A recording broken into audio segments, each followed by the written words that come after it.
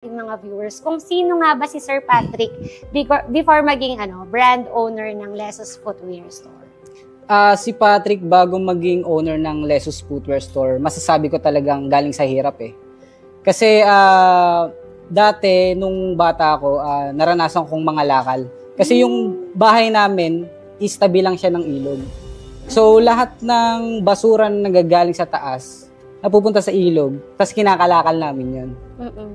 So, nung nag-high school ako, sinasama na rin ako ng tatay ko sa construction. So, yung tatay ko kasi is pintor, tapos ako, ginagawa niya akong helper. So, dati kasi, gusto kong magpabili ng laruan sa parents ko.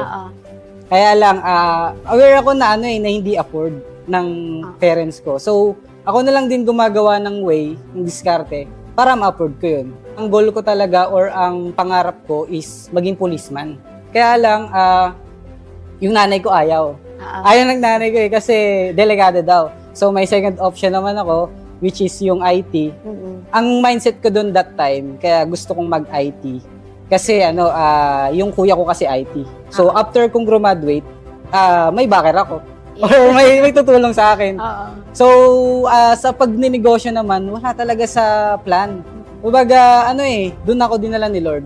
Kasi wala rin namang negosyante sa pamilya namin. So, para sa akin, kaya napunta ko sa business is, yung plan ni Lord yun. Ilan ba kayo magkakapatid?